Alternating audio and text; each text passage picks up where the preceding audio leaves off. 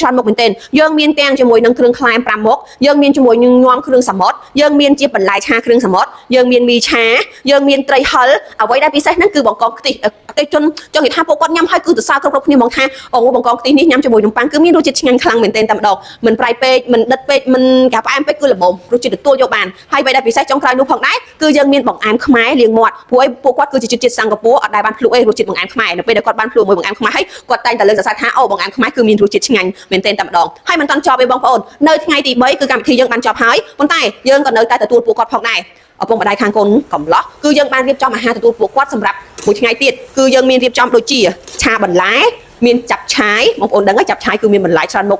គឺចាប់ជាតិឆ្ងាញ់កាន់តែរមាស់កាន់តែឆ្ងាញ់អញ្ចឹងយើងមានមកឆាបន្លែចម្រុះមួយយើងមានចាប់ឆាយមួយឆ្នាំងធំហើយយើងក៏មានគួងដែរដែលគួងហ្នឹងយើងមានរុំជាមួយនឹងជ្រូកខ្វៃបួសមានបន្លែចម្រុះជ្រលក់ជាមួយនឹងទឹកជ្រលក់ហិលជូរអែមមកគឺមានរសជាតិឆ្ងាញ់មែនទែនអញ្ចឹងបងប្អូនដឹងហើយគាត់យកមួយឈុតនេះគឺ